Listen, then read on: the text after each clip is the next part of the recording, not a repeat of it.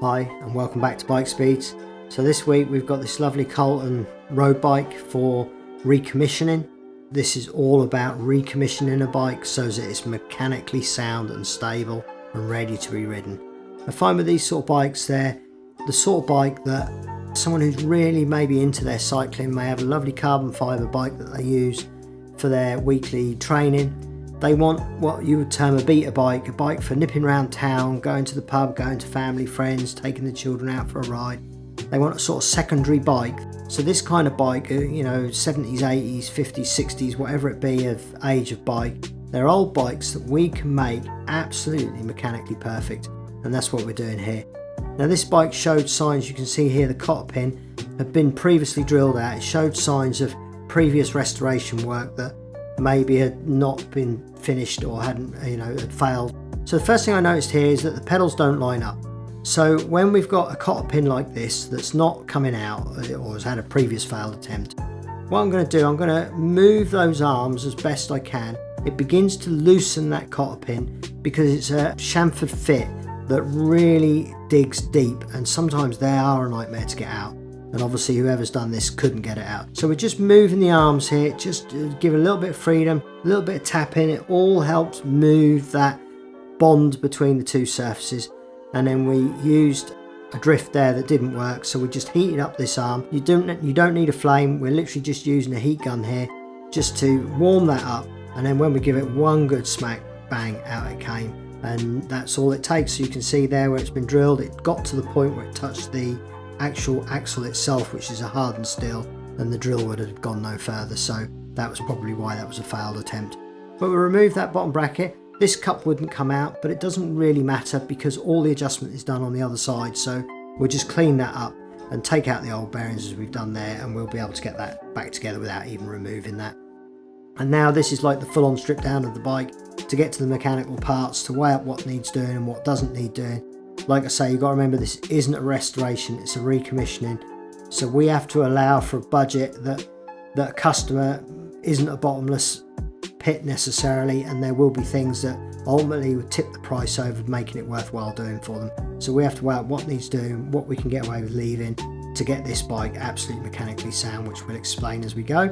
So we're removing everything off of here, all the accessories, mud guards, etc., all coming off because we don't want those on there. This bike wants to look clinically clean and nice and smooth. So we're getting all these bits and bobs off, and then we'll clean them all up, re-grease the parts that need re-greasing, new bar tape, sort out the saddle, and like I say, this bike will look nice. So here we've got a classic case of galvanized steel cables. So they go rusty in the ends where they fit. They stop working nicely, no longer smooth. We only ever fit stainless steel cables. Now, as you can see on here, the headset was moving quite freely, and when I look, there's a lot of grease around the bottom here, which as you can see is clean. These bearings have been done, so there's no need for me to take this apart. It felt right, it felt good. There's no need to do anything with those headset bearings because they've clearly been done already by someone. So we're just going to get everything into the ultrasonic cleaner. We took the pedals apart as well. We'll show you a before and after of one of those. Begin to clean up all these parts, and just by getting all the old grease off, a little bit of the rust, giving them a good clean up, they begin to look like almost new parts, and it's amazing what you can do just with a cleaning process of detail. Spend hours and of time rather than monetary value in replacing parts, and you can really bring an old bike like this back up to a good specification, a good spec, working as it should. Amazing what a difference it makes, really. So a little bit of wire wool. The wire wool's your friend on a recommissioning because it gets off all the rust and, well, not all the rust, but it gets off surface rust and cleans parts up very, very nicely. It's actually quite a handy tool to have a little bundle of wire wool for these parts. It's amazing what that can achieve, and it's a good thing to have in your arsenal for cleaning. And obviously your detailing brushes like this, they all help for getting in the nooks and crannies. And now we're just sorting out this pedal. So we use the Shimano grease because it's a nice thick grease. It holds bearings against gravity effectively, and it then becomes nice and viscous once it's in and moving. So a little bit of copper slip on these threads because I need to get that all together with minimum fuss. So we put in the adjusters and tighten up the lock nut on there, and this pedal is now ready to refit to the bike with brand new bearings. You can see there how stiff that old one is. It was very stiff. This one is now flowing nicely, and there's no play in that either, so that's ready to ride again. And then we go on to do that second pedal. We were only doing it before and after for the effects of this video and to show you. Next up, we get this old derailleur back together, lubricate the jockey wheels, lubricate the springs, lubricate the pivot points as I'm doing there now, and that is now as good as new. You would have seen in the before and after shots how that was, the chain was sagging. It was all because that derailleur had it clogged itself up to where it lost its spring. Now this block we're actually servicing. They're not a free hub, it's like a 5-speed block. So I took the lock ring off, took all the bearings out, took the paws off. I didn't take it off the wheel, there was no need to. The bearings again in this wheel, there was no play in them.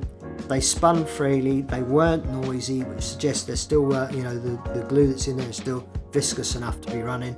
So actually we didn't touch the bearings on this bike, the wheel bearings effectively, we just left those as they were. We clean up all this hub on the bike, clean up the centre of the actual hub of the wheel itself there, get everything nice and clean before we start to put that free hub back together. The spokes on this bike were very rusty, but again, for a beta bike it doesn't really matter. It's not the sort of bike you're going to be using in the rain. You know, this is a high days and holidays type of bike. You know, most riders wouldn't be using this in the rain anymore. So this block has now come out of the degreaser, and you can see that is now spotlessly clean. There isn't an ounce of dirt on there at all. So that's now ready for rebuild, which is cleaning up the paws and all the little springs and everything, and then a little bit of copper slip on that thread, which again will help when we put it back together.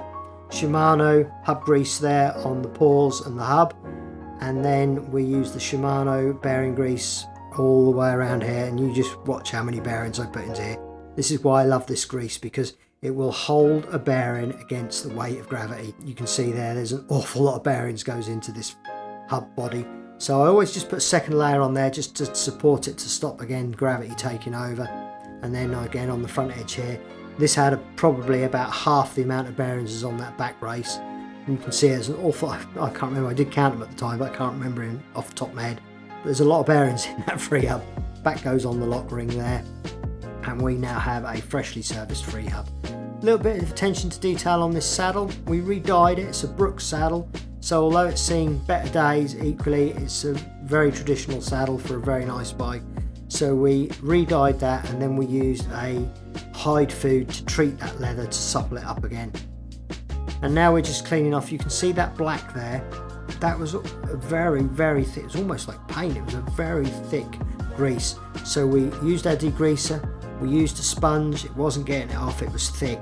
So in the end we used a microfiber towel here with a little screwdriver inside it, and literally worked away at those areas until that blackness removed and we could see the paint underneath, which is what we've just done there. Now we just wash off the bike, just warm soapy water, just give it a wash off with our big softy brush. Microfiber towel to dry that off, so that, you know, we're always trying to make the paint effectively wet again without, you know, it gets very matte and dry, and just washing it off makes it all smooth before we go to the polishing process. We cleaned up all the old glue off of the handlebars here, and then we start looking at this. Now normally we would T-cut a bike like this, but you can see here there's a lot of areas on this bike where the paint has gone through. I'm not sure if this bike might have been either rubbed down at some point or whether it had been over polished at some point, but there were quite a few areas on this bike where there was no paint left, and it looked like wear, like rubbing rather than scratching. So we're just going to use the resin super polish here. We're just literally going to polish this bike too. It'll just take off a little bit of any film that's left, but also give a protective layer which water will then bead up on, so the water won't soak into that dry steel where it has gone through.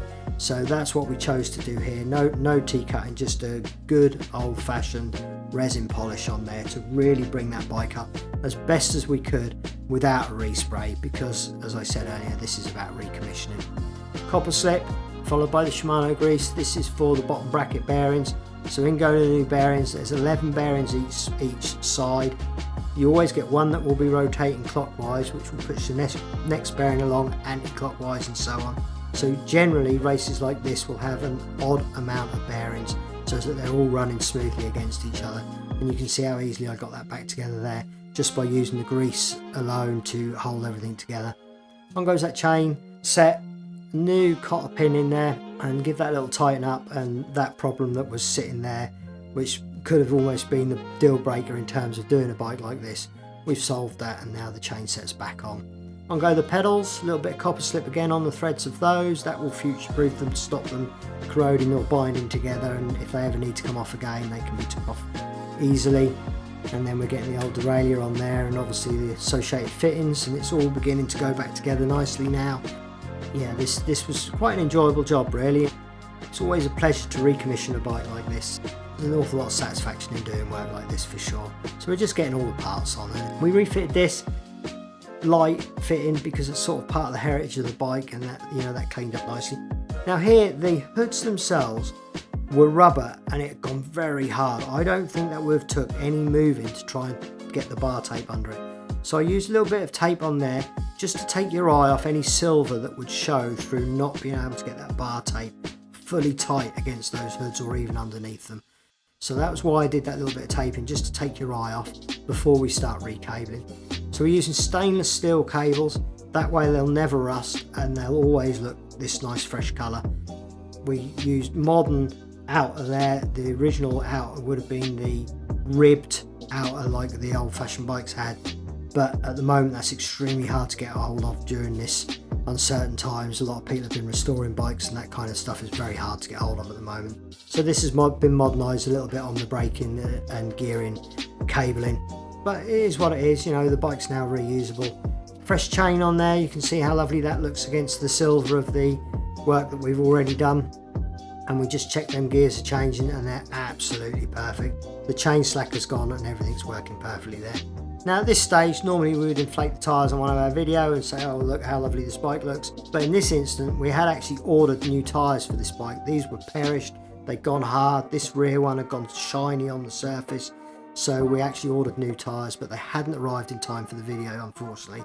So we wanted to get the video to you, so we just did best we could with what we had there today, but the tyres are on order and we'll be on it soon. So you can see what an amazing difference these before and after shots make. If you're new to the channel, thanks for watching. Please like, subscribe and share the videos if you can. Hit the notification bell. We're very pleased you're here. This is the kind of work we do. We always weekly show a commercial job that we're taking through the shop. Once again, thanks for watching and enjoy these before and afters.